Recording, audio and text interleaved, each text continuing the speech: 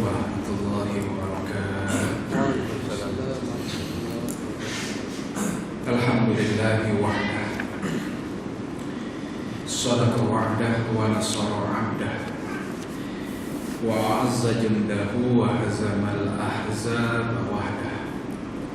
Asyhadu an la ilaha illallah wahdahu la syarika lah, wa asyhadu anna Muhammadan 'abduhu wa rasuluh. Allahumma shalli wa sallim wa barik ala hadzal nabiyil karim wa ala alihi wa ashabihi wa man tabi'ahum bi ihsanin ila yaumiddin. Rabbi shrah li sadri wa yassir li amri wa hlul 'uqdatam min lisani yafqahu qawli. Qala Allah ta'ala: A'udzu billahi minasy syaithanir rajim. Bismillahirrahmanirrahim. Tabarakalladzi biyadihil mulk wa huwa 'ala kulli syai'in qadir. Alladzi khalaqal mauta wal hayata liyabluwakum ayyukum ahsanu 'amala wa huwal 'azizul ghafur. Shadaqallahu 'azim. Yang bermaksud Maha suci Allah yang dalam tangannya segala kerajaan. Dia, yakni Allah yang maha berkuasa atas segala sesuatu. Allah adalah Tuhan yang menjadikan mati. Allah adalah Tuhan yang menjadikan hidup. Liyabluwakum ayyukum ahsanu amala. Allah jadikan mati, Allah jadikan hidup. Tujuan nak tes, nak uji kamu siapa kadar amal yang paling baik. Wallahu azizul ghafur. Sesungguhnya Allah Ta'ala itu aziz, maha perkasa, ghafur, maha pengampun. Surah Al-Mulk ayat 1 dan ayat 2. Muslimin dan muslimat, hadirin dan hadirat yang dirahmati Allah sekalian, alhamdulillah, syukur kita kehadrat Allah Ta'ala kerana keizinan sekali lagi pada kita pada malam ini untuk sama-sama kita dan berada di rumah Allah ini untuk sama-sama kita meneruskan siri-siri kuliah maghrib kita. Syukur kita pada Allah Ta'ala sekali lagi. Allah Ta'ala banyakkan umur kita, izinkan kita menumpang di bumi Dia, gunakan seluruh nikmat Dia. Dan ini bermakna Allah Ta'ala bagi peluang untuk pada kita sehari lagi terus nak menambah perbekalan kita di atas muka bumi ini. Jadi mudah-mudahan dengan kehadiran kita semua Allah Ta'ala nilai sebagai amalan yang soleh, insya-Allah. Muslimin dan muslimat yang dirahmati sekalian. Jadi pada malam ini sekali lagi saya nak memetik sepotong lagi hadis kursi sebagai bahan rujukan ilmu kita bersama. Baik, hadis ini diriwayatkan daripada Al-Hakim dan dikumpulkan hadis-hadis ini, hadis kursi ini oleh Imam Al-Ghazali rahimahullahu ta'ala. Kita panggil Hujjatul Islam. Imam Al-Ghazali seorang imam yang muktabar, seorang imam yang nama dia di bibir kita, dah orang Melayu kita di Malaysia ni cukup terkenal dengan nama Imam Al-Ghazali rahimahullahu ta'ala.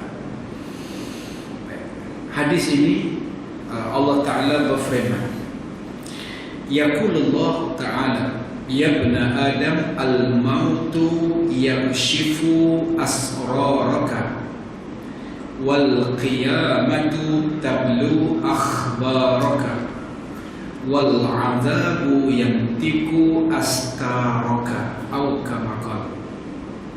Allah Ta'ala berfirman, wahai sekalian manusia, kematian akan membuka seluruh rahsia, terbongkarlah seluruh rahsia, dan hari kiamat itu akan menguji perkhabaran, dan siksaan itu akan membukakan semua penutupmu. Baik, ada 3 pengajaran yang boleh kita ambil pada malam ini. 3 nasihat. Yang pertama, Allah Ta'ala berfirman, wahai sekalian manusia, makna dia semua bernama manusia, baik lelaki, baik perempuan, baik Melayu, baik dia Cina, baik dia Islam, baik beriman, baik tak beriman, baik hitam, baik putih, kaya, berpangkat, semua Allah Ta'ala ingatkan nama dia manusia, yang kita panggil Al-Insan. Semua sekali. Yang pertama, manusia ni Allah Ta'ala ingatkan. Apa dia Allah Ta'ala ingatkan? Kematian itu akan membuka seluruh rahsia, Makna dia cerita mati, dia kata. Makna semua rahsia manusia ni akan terbongkar. Sama ada dia min ahli sa'adah ataupun dia min ahli syaqawah. Kalau ahli sa'adah ni orang yang baik, Allah Ta'ala nampakkan kebaikan-kebaikan. Kalau dia ahli syaqawah, dia daripada gelungan orang-orang yang mempersembahkan segala macam bentuk kekufuran di atas muka bumi ini pun Allah Ta'ala nampakkan. Berbagai-bagai. Kalau kita tengok cerita tentang mati ni, cerita dia, kita boleh minta kepada Allah Ta'ala supaya panjangkan umur kita. Kita boleh minta kepada Allah Subhanahu wa Ta'ala supaya mati dalam keadaan yang tenang. Ya ayyatuhan nafsul mutmainnah. Selalu kita baca tekan irji'i, ya Allah, wahai nafsu yang tenang, kembalilah kamu kepada Allah, mardiyah, dalam keadaan yang tenang. Wadkhuli fil ibadi wadkhuli jannati. Saat itu kita doa kita, makna gambarkan kepada kita, kita percaya bahawa kita akan menempuhi satu saat yang kita katakan mati. Cuma apa yang disebut ni, bagaimana cerita mati itu semua, dia kata kamu akan lalui. Macam mana bentuk? Wallahu a'lam. Allah Ta'ala ada tuan-tuan, dia nak bagi pendidikan kepada kita. Yang pertama sekali dalam bentuk pendidikan yang berkata-kata. Dan ayatullah al-mahzurah dalam bahasa agama, ayatullah al-mahzurah. Allah Ta'ala bagi pendidikan dengan ayat Allah al-mahzurah. Mahzurah ni makna dia dalam berkata-kata. Apa dia? Quran, hadis. Itu berkata. Ada ayat Allah Ta'ala yang boleh manusia baca ni, ayatullah al-mahzurah wa ayatullah al-makru'ah. Dia kata ada pendidikan dalam bentuk pembacaan, ada pendidikan dalam bentuk kadang-kadang manusia diperlihatkan oleh Allah. Cerita tentang, kalau kita tengok kematian ni tuan-tuan, makna cerita yang kita hari-hari kadang-kadang diperlihatkan. Tambahlah zaman kita ni zaman yang serba moden. Hari-hari ni, dalam bahasa moden hari ni, saya pun tak tahu sejak bila bahasa ni diguna pakai. Viral ni sejak bila? Sejak bila dia guna perkataan viral? Saya rasa baru setahun dua ni viral kan. Sebelumnya orang tak dengar viral pun. Tapi dah viral dah, sampai ustaz pun sebut tertipu juga. Viral kan. Tiap-tiap hari ni adalah viral dia. Saya orang Utara, orang Sembilan, tapi kahwin dengan orang Utara. Ada satu bulan puasa itu viral kan, budak tu. Encik nak habaq dekat hentam, dia kata kalau nak pergi bazar Ramadan tu, dia kata hampa jangan semua buat macam jejak kasih. Ada dapat viral tu dalam budak tu. Macam-macam dia kata, kita dengar pun nak gelak juga kan. Makna dia sampaikan radio ni, sampaikan tiap-tiap hari ni dia akan membicarakan. Dia kata hari ni apa benda yang orang viralkan. Ada walau ini cerita viral yang ni, dia masuk dalam radio tu, ada di radio. Tak apalah, jadi tiap hari ni ada benda yang diviralkan. Saya rasa tuan-tuan pun dapat semalam ya, orang tahu semua kemarin lah. Ya, diviralkan dalam WhatsApp ni. Cerita seorang ustaz yang dipanggil untuk menguruskan jenazah. Tuan-tuan dapat tak? Ke tuan-tuan tak main semua internet apa semua ni, tak kan? Tak dapat eh? Tak apalah, mungkin tuan-tuan dah dengar. Saya bila dengar tu saya nak kongsikan lah. Walaupun mungkin tuan-tuan dah biasa dengar, boleh kita kongsi lah. Bila biasa dengar balik, ya Allah inilah, ni cerita ada bongkai dengan hadis yang kita baca. Kisah ustaz ni, dia dipanggil untuk menguruskan jenazah. Hospital panggil dia untuk uruskan jenazah. Ustaz minta tolong datang ke hospital sebab kita ada jenazah. Ustaz ni pun pergilah. Tapi bila ustaz ni sampai di hospital, jenazah tak sampai lagi. Jenazah tak sampai lagi, dia kata. Tapi dalam perjalanan, jelas jenazah ni kalau ikut prosedur dia kata, kalau ikut prosedur dia, orang dah mati tak boleh naik ambulan. Kalau mati dalam ambulan tak apa. Dia accident, naik dalam ambulan, dia mati tak apa. Tapi kalau dia dah mati tu, dia tak boleh bawa naik ambulan dia. Tak tahulah prosedur dia macam mana, kita pun tak tahu. Tak apalah, ustaz ni tunggulah. Tunggu sampai di hospital, pihak forensik nak buat bedah siasat apa semua, dah buat semua bedah siasat. Kemudian tiba-tiba ustaz ni diberitahu, ustaz kita tidak boleh uruskan jenazah ni lagi. Sebab jenazah ni tidak ada sebarang dokumen. Tidak ada IC, tak tahu siapa waris dia. Sebab tidak nak dapat kelulusan untuk nak kebumikan jenazah, dia memerlukan MyCard. Tuan-tuan, inilah satu-satunya lubang kubur yang memerlukan MyCard. Lubang kubur lah. Lubang golf 18 lubang, tak perlu MyCard, tuan-tuan. Kan lubang kubur ni perlu MyCard dia kata. Kan? Jadi akhirnya tak apalah ustaz, kita akan tunggulah. Kita akan simpan dulu mayat ni di dalam peti rumah mayat lah. Rumah mayat ni peti simpanan. Orang kerja hospital tahu lah ni. Rumah mayat ni ustaz ni beritahu, dia punya peti sejuk dia bukan macam peti sejuk Samsung tuan-tuan.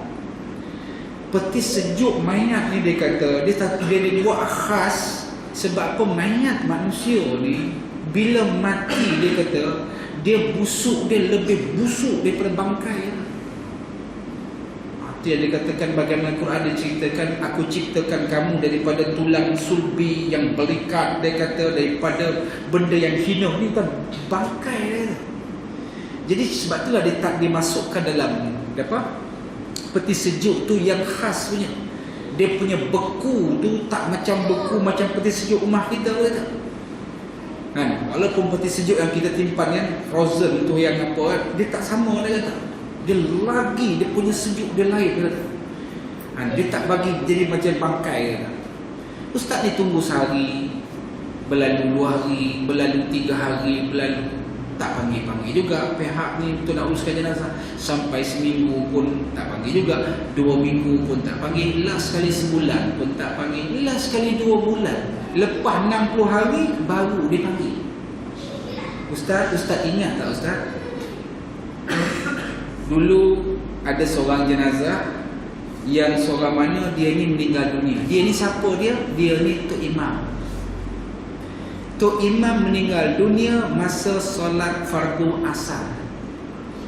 Dia bagi salam pertama, bagi salam tak, dan salam kedua meninggal, makna dia habis umur dia dekat 3 sejadah. Tak ingat tak lagi?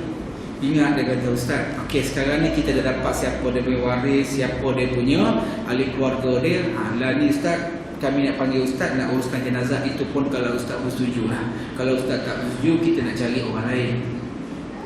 Tak apalah ustaz, dia kata disebabkan saya dah mulakan dulu, saya nak tengok lah. Masa 60 hari dululah dia kata tengok bagaimana. Ustaz ni kata tengok, dia kata seorang yang baik tu imam mati tengah semayang asar pula. Dia kata tak apalah, dalam perjalanan ustaz ni nak pergi ke hospital, dalam kepala ni tak dapat bayangkan macam mana keadaan mayat tu dah 60 hari duduk dalam peti beku ni. Tuan-tuan, kalau ikan duduk dalam peti beku ni tuan-tuan 60 hari dah habis rebang lah. Kita pun tak makan dah, hilang rasa sedap dia dah. Kita tak makan, kita bagi dekat kucing. Kucing pun kata ini ikan kembung ke batu kembung ni. Kalau kucing boleh bercakap kan, mana dah beku. Dia tak dapat bayangkan, dia kata. Tak apalah, sampai dekat hospital, ustaz ni beritahu semua adalah pihak daripada Jabatan Agama pun ada, Jabatan Pendaftaran pun ada, pihak daripada PBT pun ada. Dia kata sampai polis pun ada. Polis bukan calit sini ustaz, dia kata polis sini ada paku ni, ada 1 ke 2 paku dia kata. Akhirnya polis dipanggil, ustaz macam ni ustaz, kami nak bagi penghormatan kepada ustaz. Ustaz pergi ambil jenazah dalam tempat jenazah, kami bagi penghormatan pada ustaz. Ustaz ni dalam hati kata, aku tahulah hampa penakut. Dah 60 hari mayat tuan-tuan, kan hampa penakut ansuh aku bagi penghormatan lah konon, dia kata. Pandai juga orang buat politik ni, kan pandai tuan-tuan. Nah, tapi tak apalah, ustaz ni pun pergilah. Alhamdulillah ustaz ni pergi, dia uruskan. Dia tengok-tengok jenazah dia, Allahu Akbar. Bila letak atas tempat nak tolak tu, ambil depan tempat jenazah tu, letak tu, ustaz ni buka plastik hitam tu, tengok-tengok, Allah, terperanjatnya ustaz ni dalam keadaan mayat dia masih lagi panas. Mayat panas lagi. Dan mayat ni pula tidak beku langsung. Dan masih di muka ni berpeluh. Tuan-tuan, Ustaz Nazmi duk ajar dekat tuan-tuan kitab jihad. Kita cerita tentang jihad. Orang yang mati syahid ni macam mana muka dia? Berpeluh. Tu syahid, dia kata syahid dunia, dia ada syahid dunia, dia ada syahid akhirat. Muka ni berpeluh lagi, dia kata. Badan dia ni langsung tidak ada tanda-tanda. Dia ni duduk dalam tempat yang beku. Tak apa, menangis melitih air mata ustaz ni. Tak dapat saya nak bayangkan. Dia kata macam mana seorang yang baik ni. Datuk uruskan jenazah dia. Dia urus jenazah apa semua. Cukup mudah urus jenazah dia. Berjalan dengan elok, mudah apa semua. Tidak ada sebarang bau yang boleh merosakkan hidung kita. Mana-mana dia, bau yang tak elok lah. Last sekali dah selesai apa semua, sebelum ditutup muka, ustaz ni kata nak bagi peluang lah siapa-siapa pihak-pihak nak tengok ke tengoklah. Sementara ustaz nak cuci tangan, dia nak ambil wuduk sekali nak semayang nak semayang jenazah dia. Tiba-tiba ustaz tengah-tengah bersihkan diri dia ni untuk pergi kali ke lain lah. Tiba-tiba di kalangan jemaah-jemaah yang tengok jenazah ni kata, Allah subhanallah, Masya Allah, Ya Allah, Ya Rab. Tuan-tuan, dalam keadaan semua berzikir, bertasbih. Sebab apa? Ustaz mai sini, Ustaz mai sini. Jelas terang yang tengok hari tu. Dia kata dekat dahi kawan ni timbul perkataan yang berwarna merah, macam seolah macam dia punya urat dia timbul dengan kalimah tauhid. Dia kata kalimah Allah dekat dahi ni ada kalimah Allah.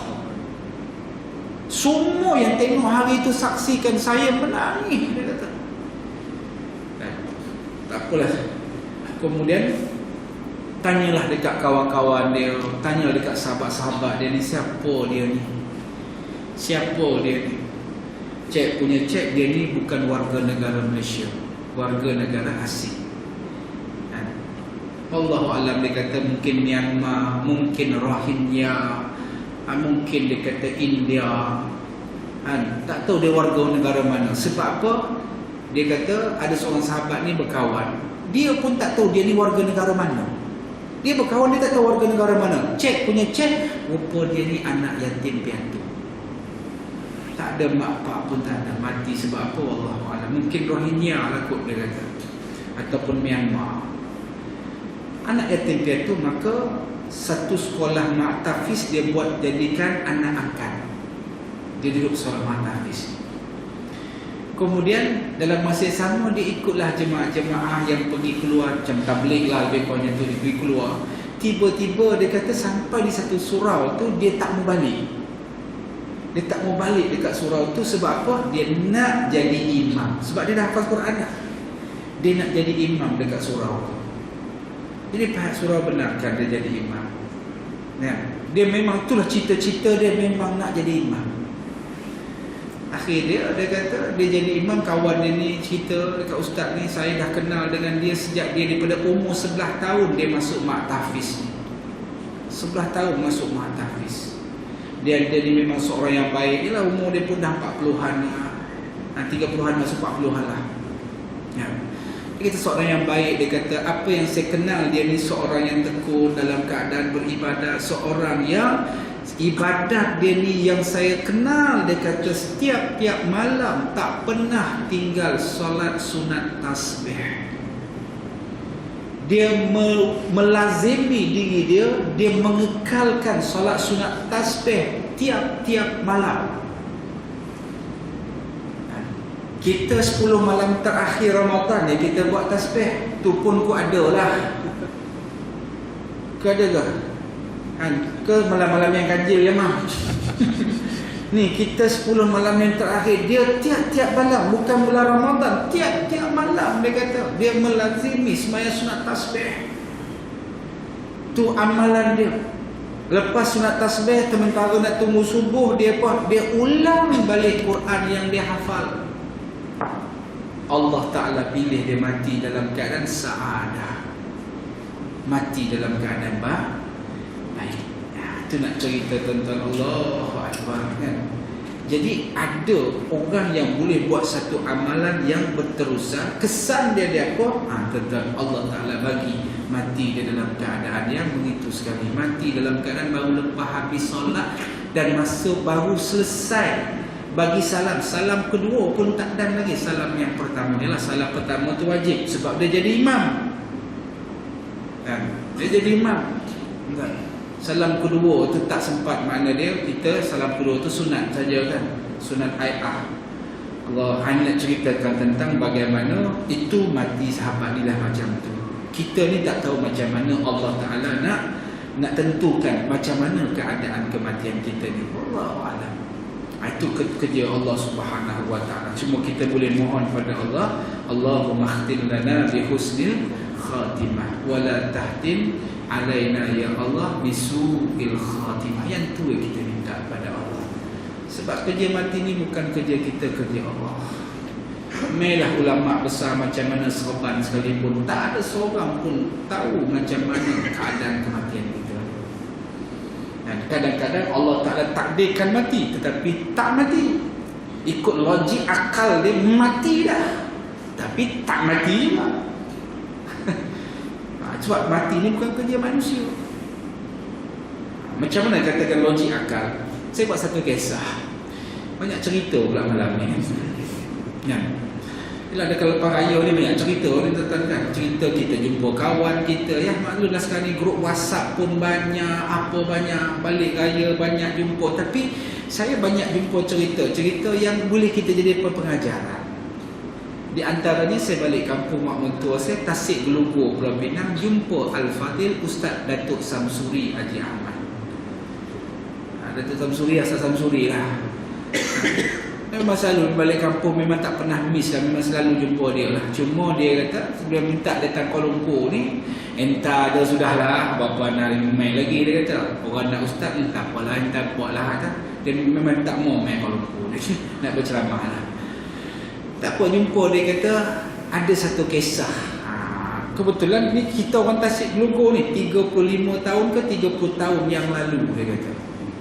Ni cerita mati lah dia kata. Ikut logik akal mati kata. Macam mana tu ustaz kata? Dulu dia kata 30 tahun dulu Tasik Gelugor ni bukan macam dah. 30 tahun yang dulu dia kata dengan sistem komunikasi yang tak berapa nak elok. Lepas tu pula dalam keadaan zaman tu dia kata orang kampung ni kerja buat benar ni.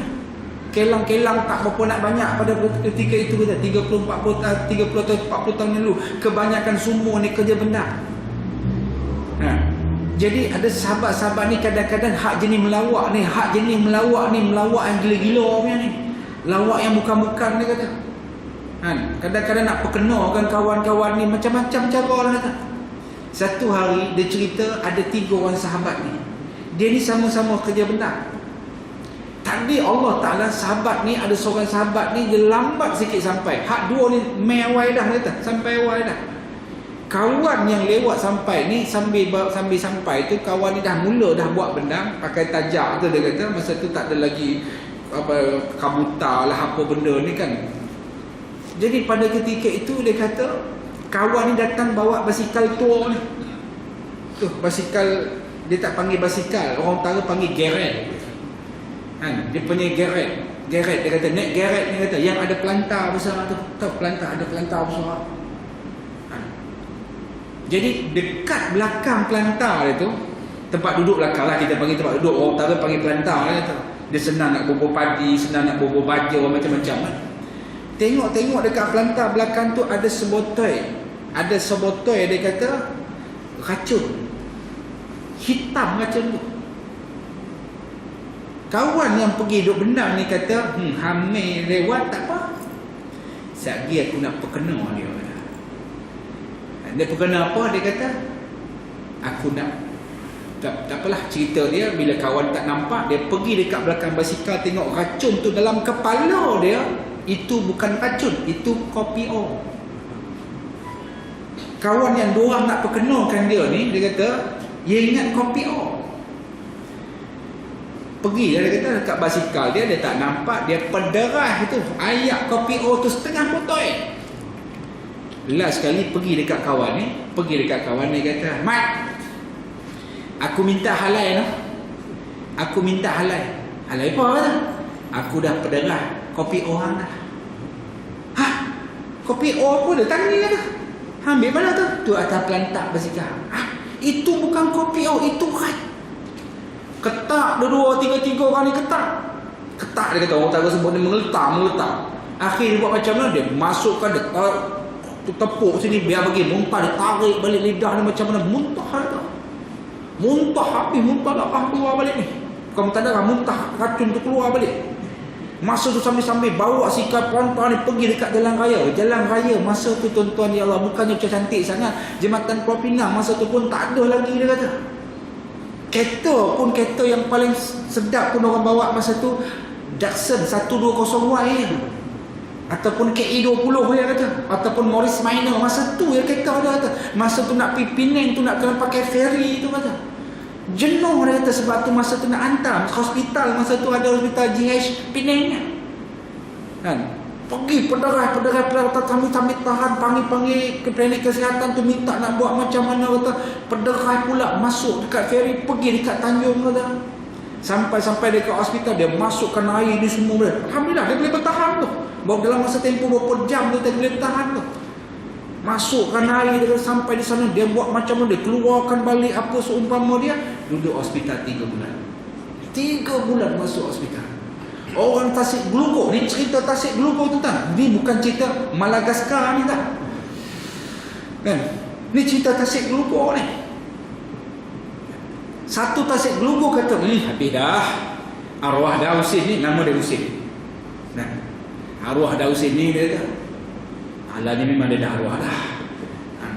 Kalau dia wangi-wangi sini kan, kalau dia hidup dia marah cerita-cerita kan. Kan, tak sansuri cerita lah. Dia marah ni kalau dia hidup ni lah. Tak apalah nak ceritakan, dia kata bagaimana cerita mati ni bukan kerja kita, kerja Allah. Lepas 3 bulan tu, alhamdulillah tuan-tuan, elok sihat dia. Buat balik Tasik Geluguk. Kan, orang Tasik Geluguk kata, "Isin hang lah," dia kata, "Allah sayang sungguh dekat hang," dia kata.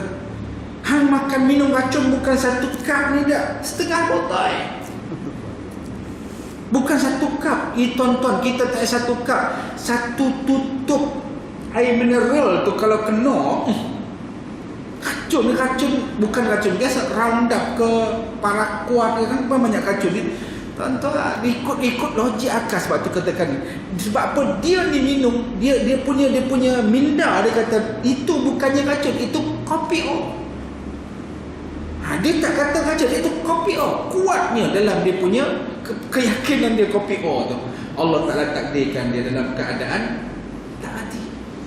Ni tak sansuri cerita. Saya dah tanya orang-orang lama-lama Tasik Geluguk, kawan-kawan arwah Pak Mentua saya. Dia kata memang sungguh Husin dia kata. Aku nak tambah lagi cerita. Orang Tasik Geluguk ni beritahu, dia kata termasuk Cina-Cina yang ada di Tasik Geluguk, di Kepala Batas, di Sungai Dua, dia kata cukup kenal Husin ni. Sebab apa? Husin ni dia kata bila dah keluar hospital dia punya sistem dalam badan dia, apa namanya, sistem imunisasi kalau dia kata kan, sistem dia ni dah berubah ni, sehingga kan dia kata dia takluk kena binatang berbisa. Cina yang ada di Tasik Geluguk, Bung Hai, Bung Zai, Bung macam Bung lah, Belau Utara ni banyak Bung kan, Bung Siu tu kan Belau Utara kan. Dia kata kalau ada ular tedung masuk dalam rumah ke, kalau ada ular apa-apa ke, panggil Husin ni. Husin ni kena patut ular tu mati. Tuan-tuan, saya mula-mula macam tak apa nak percaya. Dia kata, tapi ini betul ni tak? Sebab apa? Ular yang berbisa tu, badan dia ni, ular tu maknanya dia dah kena macam tu. Patut mana sistem dia tu, dalam mana imunisasi dia tu, sehingga kan dia takluk benda yang berbisa ni. Habis tu dia dengan orang-orang ni tak boleh makan ke apa, tak apa. Itu tak, wallahualam. Tapi setakat kita tahu tak ada lah. Tapi dia benda-benda bisa ni dia tak kena apa-apa. Sampai kan kalau nak tangkap ular berbisa, ular kobra atau ular tedung hitam tu, panggil Husin ni. Sampai Cina, Hindu yang ada di mana di Tasik Gelugor di pelambatan, dia kata Husin ni lebih kurang macam Tuhan lah. Itu Cina lah. Dia nak ceritakan tentang bagaimana cerita mati yang bukan kerja kita, kerja Allah. Subhanallah. Siapa nak jangka bila badan dah makan sudah habis dah setengah botol racun ni, akhirnya sistem dia takluk kepada benda-benda yang berbisa. Siapa nak sangka benda itu boleh berlaku? Kerja Allah. Takluk dengan benda berbisa ni. Kau tentu nak juga macam ni. Anak jangan-jangan pergi minum pula jahanam saya kan. Ustaz Nizam kata betul, boleh. Dia kata jangan tuan-tuan kan. Ini Allah ni bukan dia sebab apa? Kadang-kadang dengan logik dia kan, bagaimana dia mengatakan bagaimana dia kata yang tu kopi bukannya racun. Allah Taala tak kata. Sebab tu dah haji ni melawak kasar-kasar ni pun ada juga ni. Itu cerita dia tentang mati itu. Maknanya cerita membuka seluruh rahsia kamu. Bila wallahu a'lam. Itu yang pertama. Kemudian firman Allah Ta'ala lagi, hari kiamat itu akan menguji perkhabaran kamu. Hari kiamat ni akan menguji perkhabaran. Banyak cerita, ayat cerita tentang kematian. Ayat cerita tentang kiamat lah. Kematian seperti kiamat. Di antaranya hadis Nabi SAW, iaitulah sayati 'alan nasi zamanun, akan dibangunkan pada umat aku ni pada hari kiamat urwatan pertama sekali kurbalan urwatan hufratan. Dia dibangunkan dalam keadaan bertelanjang. Manusia dibangun di padang mahsyar bertelanjang, tak ada berpakaian, dalam keadaan berkaki ayam. Makna dia tidak ada berselipar pun semua berkasut. Kulbalan, dalam keadaan kulub. Semua manusia ni bangun macam tu keadaan dia. Dia akan nak menguji perkhabaran kamu ni macam mana. Semua nak cerita tentang bagaimana kita duduk nak ceritakan mahsyar ni, kehidupan yang lagi satu ni, yang kita duduk mengaji lama-lama ni. Betulkah ada mahsyar ni tuan-tuan? Mestilah ada ustaz. Sejauh mana kita punya keyakinan adanya pembalasan di akhirat? Memang kita yakin adanya akhirat. Ni yang kita buat ni, kita duduk pukul 8 sampai pukul 9 ni, nak duduk dengar ceramah ni, nak duduk dengar hadis-hadis Nabi SAW. Sebab apa? Sebab kita yakin ni adanya satu kehidupan kita, adanya bentuk pahala yang kita nak raih. Tapi sejauh mana keyakinan kita? Pahala ni ada, akhirat ni ada, mana ada kebangkitan kali kedua ni. Kalau orang Islam, orang mukmin tak beriman, tuan-tuan tak percaya, teruklah. Sebab kalau kita tengok dalam semua agama besar dalam dunia ni, dia yakin ada kehidupan ni. Yakin. Dan dalam mata pelajaran kalau kita belajar, saya belajar di Mesir, nama dia Muqaranah Al-Adyan, perbandingan agama. Dalam perbandingan agama ni, saya dalam kajian, dalam sama-sama dengan grup saya lah, masa belajar sekitar tahun 97 dulu, cerita tentang bagaimana saya buat kajian tentang agama Hindu. Jadi tanya dia agama Hindu ni apa, dia kata ada tak kehidupan, dia kata ada kehidupan kali kedua. Tu cerita tahun 98 dulu. Saya ingat lagi, biasa jumpa seorang Hindu, kawan saya jugalah, mana kawan-kawan sama-sama, kawan-kawan nak kata baik, tak baik lah kan. Tapi kenal lah, dia kenal saya ustaz, saya kenal dia kawan, Mr. Rush, macam tu nama dia. Saya tanya, dia kata ustaz lah, kenapa dah? Saya nanti satu kali nanti saya tak mau jadi orang. Dia kata, satu kali nanti saya macam mana, saya tak faham. Dia kata, satu kali nanti saya tak mau jadi orang.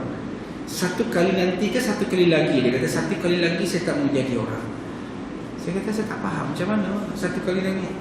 Ustaz, kita hidup ni baru first round. Dia kata kita ada second round.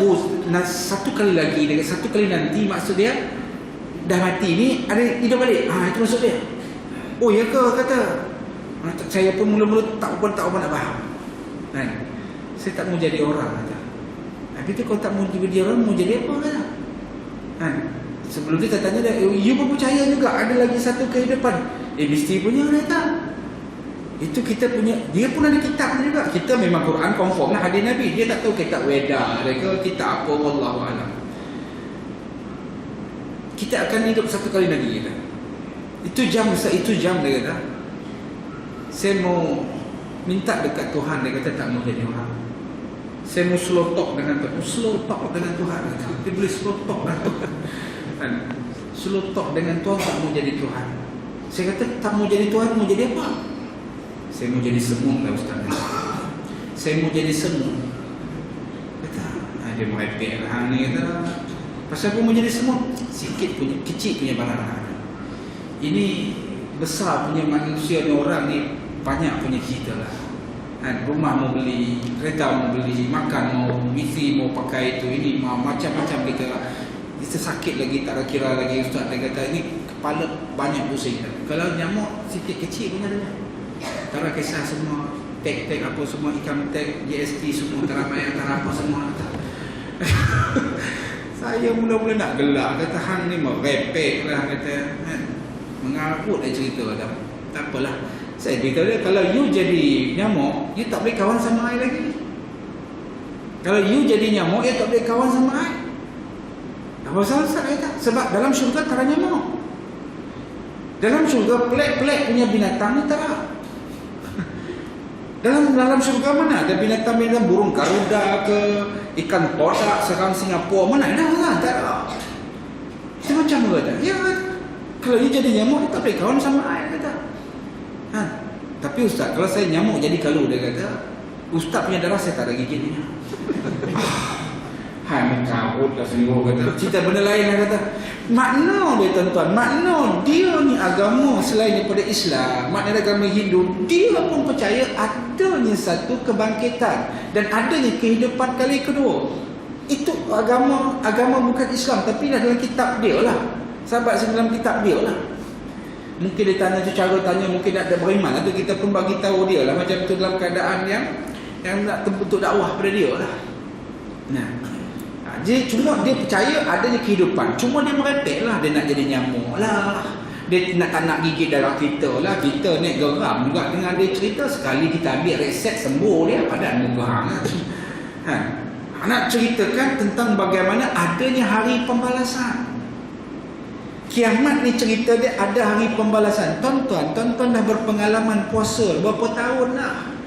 Dalam bulan Ramadan ni Allah Ta'ala janjikan dalam hadis kudusi, Asyamu li wa ana ajzi bih, berpuasalah aku bagi pahala kepada kamu. Dalam bulan Ramadan ustaz-ustaz duk tazkirah dekat kita, cerita tentang ganjaran pahala yang kamu perolehi hasil daripada puasa yang kamu buat. Macam mana syurga Ar-Rayyan. Takkan tuan-tuan tak nak benda ni? Dalam bulan Ramadan jugalah disebut siapa yang berpuasa sebulan Ramadan diikuti 6 hari dari bulan Ramadan seperti kamu berpuasa sunat sepanjang tahun. Tuan-tuan nak tak dapat ganjaran ni? Nak. Cerita dia ada hari pembalasan. Allah Ta'ala nak bagi kemenangan, nak bagi reward kepada orang yang keadaan hidup di atas dunia dulu dengan kebaikan-kebaikan dia buat. Tapi kena ingat, dalam masa yang sama Allah Ta'ala bagi bentuk satu pantut pembalasan azab. Untuk apa? Nak bagi peluang kepada siapa di atas dunia dulu yang dizalimi. Siapa di atas dunia dulu Allah Subhanahu Wa Ta'ala nak tuntut balik. Allah nak dengar siapa nak tuntut balik kepada orang yang dizalimi. Takkan Allah Ta'ala tak sediakan? Mustahil lah kalau ekologi akal. Mustahil lah Allah Ta'ala ciptakan kita, kemudian Allah Ta'ala tak sediakan satu hari untuk kita nak tuntut balik keadilan yang kita dizalimi di atas dunia dulu. Tuan, banyak cerita atas dunia ni mana ada keadilan. Adil ke tuan-tuan? Kadang-kadang tak adil. Tak, kita nak tuntut keadilan kita di atas dunia, tak berjaya nak tuntut keadilan. Kadang-kadang tak adil juga. Kita ni dalam gaji pun tak berapa nak cukup. Rumah pun alhamdulillah kan cukuplah, boleh bayar duit rumah, boleh bayar duit kereta. Satu hari balik kampung terbawa kereta laju sikit tuan-tuan, kena tahan speed trap, RM300 kena bayar. Saman yang dulu pun tak bayar pun RM300 kan. RM300 kena bayar. Kawan yang kaya, duit juta-juta dalam bank, tuan-tuan, bila kena saman, bukan 2 saman, 10 saman. Dia kenal orang tertentu, dia kenal orang pekat besar, boleh musnah, hapuskan semua saman dia. Adil ke? Dia duit juta-juta, adil ke? Dia ni pemimpin. Kita duk bayar rotek, kita duk bayar dia. Dia ni pemimpin. Apa benda naik kereta rotek pun tak kena bayar. Rotek tak kena bayar. Kita nak kena bayar tax. Dia belanja apa? Unlimited. Apa benda dia nak beli, boleh claim saja. Kita ni hak miskin ni bayar tax tu, bayar tax ni, semua nak kena bayar. Adil ke? Ke boleh ke ceramah macam ni? Nampak macam tak apa nak setuju ya? Tuan-tuan, nak cerita bagaimana dunia ni orang yang dizalimi banyak.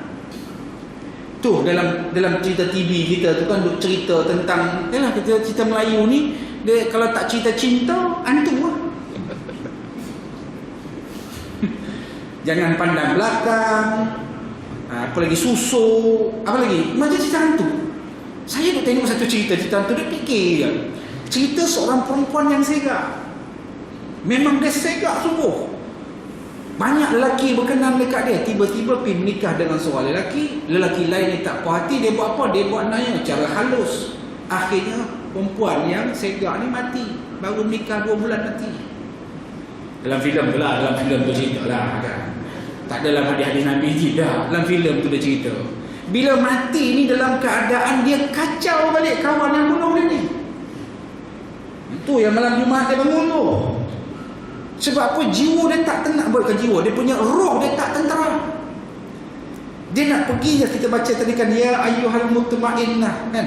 Makna dia nak jiwa yang tenang. Tetapi bila dia mati, dia bunuh. Dia nak bela balik. Pembelaan dia, cara dia macam mana, dia kacau kawan dia bunuh dia ni. Tengah malam Jumaat dia bangun. Tepat pukul 12 malam dia duduk tepi langsir. Hantu langsiak dia panggil. Dia duduk, dia ambil rambut dia, dia jorai. Kawan yang kebunuh dia ni tengok-tengok, alah dia mai pula dah. Dia tunjuk gambar, dia tunjuk ni ya. Dia tunjuk muka ya, kawan dia kena, alah dia mai pula dah. Tu nak buat macam mana? Makna jiwa, roh dia tak tenang. Nak dia kacau tu, nak tuntut keadilan supaya roh dia tenang. Kawan ni takut pergi dekat tingkap, tutup tingkap, ambil apa ni? Ambil selimut, selubung ni, duduk bawah selimut ni. Tengok dia ada dalam selimut pula lah. Itu cerita dalam TV tu lah. Dia bukan hadis tu, cerita kan, cerita dia pasal apa? Dia roh tak tenang ni. Sebab apa? Dia nak dapat pembelaan, tetapi dia tidak dapat pembelaan. Macam mana dia kacau lah ni? Tuan-tuan, ini kan orang yang dizalimi di atas dunia. Macam mana dia nak tuntut? Di atas dunia tak boleh tuntut. Atas dunia tak dapat nak tuntut. Sebab itulah perkataan yang saya rasa tuan-tuan pun biasa dengar. Perkataan yang tuan-tuan pun biasa lafaz kan. Kau jaga di dunia kau buat macam ni, aku kan di dunia kau lepas apa, akhirat aku tuntut balik. Tuan-tuan biasa sebut tak ni? Selalu kan. Ataupun Allah Ustaz, dia tak takut betul Ustaz kan, dia tak takut kepada dunia dia lepas Ustaz, akhirat jaga. Tuan-tuan biasa sebut. Biasa kita sebut perkataan tu, nak ceritakan tentulah bagaimana kita nak meyakini bagaimana Allah Ta'ala bagi peluang kepada kita untuk tuntut balik semua keadilan yang kita dizalim di atas dunia. Sebab itulah Allah Ta'ala sediakan akhirat. Tuan-tuan, sebab itulah katakan bagaimana akhirat itu akan menguji perkhabaran kamu. Cerita tentang bagaimana kehidupan yang kita nak lalui satu lagi, kehidupan alam akhirat. Kemudian firman Allah Ta'ala lagi yang terakhir, wal azabu, dan azab itu akan membuka seluruh penutupmu. Azab yang kamu kena ni akan membuka seluruh apa juga penyesalan-penyesalan kamu. Ya Allah, pasal apa lagu di azab ni ya Allah? Mana manusia dalam keadaan berlaku penyesalan kan? Sesalan yang dalam bentuk yang tak ada lagi lah. Tuan-tuan nak minta balik ke dunia balik, yang kita baca surah As-Sajadah tu kan, nak minta balik. Manusia ni macam-macam nak minta balik ke dunia. Pasal apa nak minta balik ke dunia? Inna muqinun, sebab hari ni aku yakin sungguh-sungguh ya Allah, Habis tu datang dunia pasal apa dulu kamu tak mau pergi. Kau pasal pada datang dunia lah kamu tak mau dengar. Ingat aku tak tahu macam ni neraka ya Allah. Kan di ayat kan walau tara izil mujrimuna nakisu ru'usihim 'inda rabbihim Rabbana absarna, ya Allah, alangkah ngerinya kamu tengok orang yang berdosa menundukkan kepala mereka di depan Tuhan mereka. Rabbana absarna, dan mereka melihat. Dah tengok apa menjulamnya api neraka. Wasami'na, dah dengar apa ni? Dah dengar dah bagaimana rintihan ahli neraka. Kemudian farji'na, ya Allah, hantar akulah balik ya Allah. Ke mana? Subang Bistari ya Allah. U7 U5. Makna U5 tu maksud di dunia lah tu. Minta balik ke dunia balik. Nak buat apa dunia ni? Nak buat apa? Pergi Subang Bistari nak buat apa? Nak mal salihan, nak pergi dengar ceramah, nak solat berjamaah, nak dengar kuliah subuh. Apa lagi? Nak buat tahajud, nak infak apa ni? Nak masalihan, nak infak semua kata ya Allah. Pasal apa? Allah tak tanya. Pasal apa ni? Pasal apa? Inna mungkinun. Hari ni aku yakin ya Allah. Hari tu datang dunia, ingat neraka ni lebih kurang ya. Ingat boleh kau tim ke apa ke. Cerita ni macam tu. Manusia dia minta berbagai balas. Asal untuk apa? Sebab nak melepaskan diri dia daripada yang tipu azab ni. Tuan-tuan muslimin dan muslimat dalam hati Allah sekalian. Jadi maknanya azab itu akan menyebabkan penutup. Penutup ni maksud dia penyesalan demi satu. Sebab itulah Allah Ta'ala bagi kita umur yang panjang. Sebab apa? Supaya jangan penyesalan kita berterusan. Allah Ta'ala panjangkan umur kita, dikata Imam Al-Ghazali. Pasal apa? Sebab nak bagi peluang kepada kita. Banyaklah kamu mengisi perbekalan. Allah Ta'ala bagi peluang untuk apa? Supaya kamu ni jadilah orang yang dibagi timbunan harta yang akhirat yang banyak. Maksudnya untuk pahala.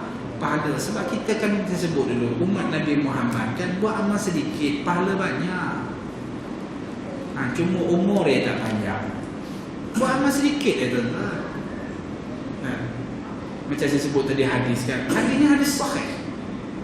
Puasa sebulan Ramadan, ikuti 6 hari Syawal, sama seperti sepanjang tahun. Buat sikit je. Banyak, ganjaran dia banyak, pahala dia banyak.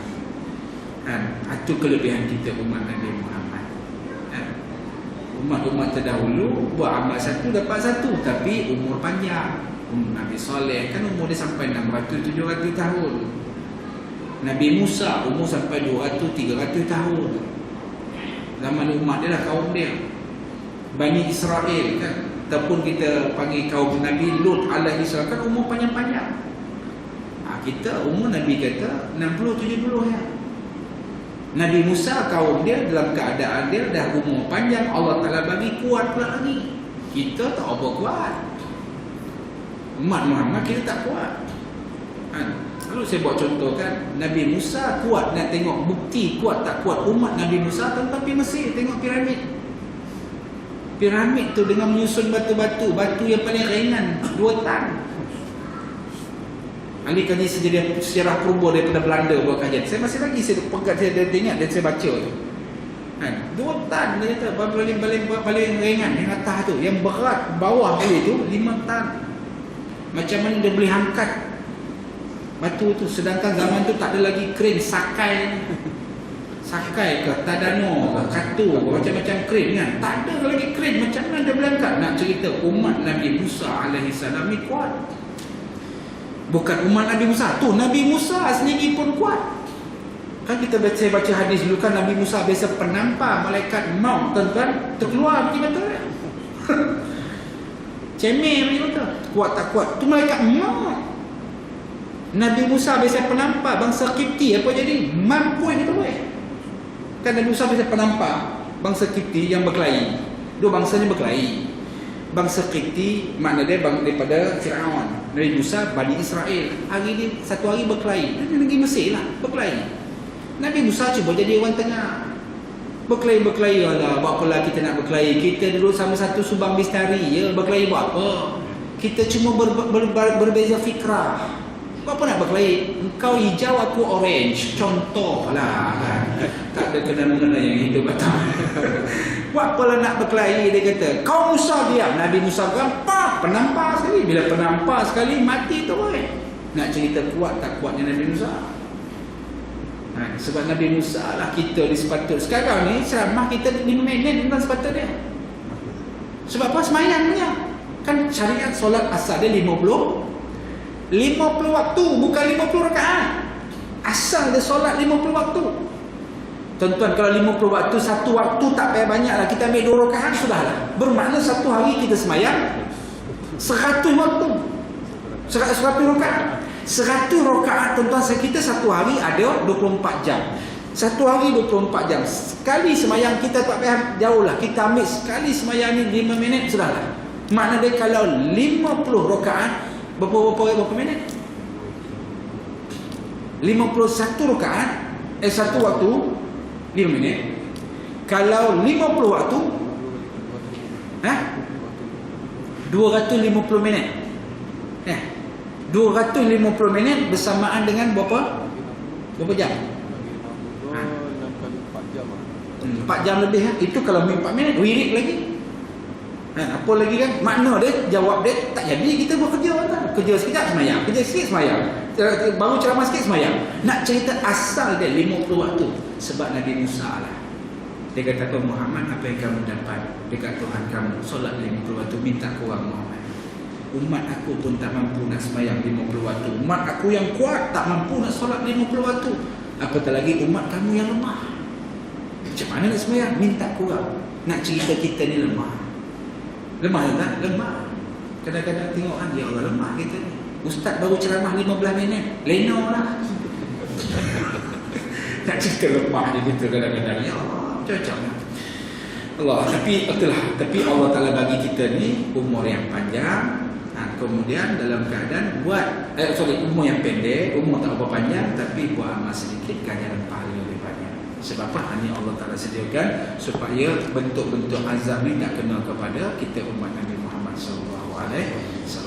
Jadi mudah-mudahan Allah Ta'ala hindarkan kita daripada perkara-perkara yang mendatangkan muka Allah Ta'ala kepada kita, dan kita mohon pada Allah apa juga datang dunia ni, baik kematian kita dan sebagainya, janganlah kita terfitnah. Jadi mudah-mudahan apa kita kongsikan pada malam ni ada manfaat insya-Allah taala. Terkasar terkurang kelemahan atau ta'rifan ilmu saya sendiri, saya minta ampun pada Allah, minta maaf kepada sekalian. Terima kasih atas segala perhatian. Mohon maaf atas segala kekurangan. Usikum wa nafsi bi taqwallah. Aqulu qawli hadza wa astaghfirullahal azim li wa lakum. A'udzubillahi minasyaitonir rajim. Bismillahirrahmanirrahim. Alhamdulillahirabbil alamin wal 'aqibatu lil muttaqin wa la 'udwana illa 'alal zalimin. Radina billahi rabbil bil islam wa nabi Muhammadin اللهم فقهنا في الدين وعلمنا التأويل الصراط المستقيم اللهم أرنا الحق حقا وارزقنا اتباعه وأرنا الباطل باطلا وارزقنا اجتنابه اللهم جمعنا هذا جمعا مرحوما وتفرقنا من بعد تفرقا معصوما صلى الله على سيدنا محمد خاتم النبي الكريم وعلى آله وصحبه أجمعين والحمد لله رب العالمين. السلام عليكم ورحمة الله.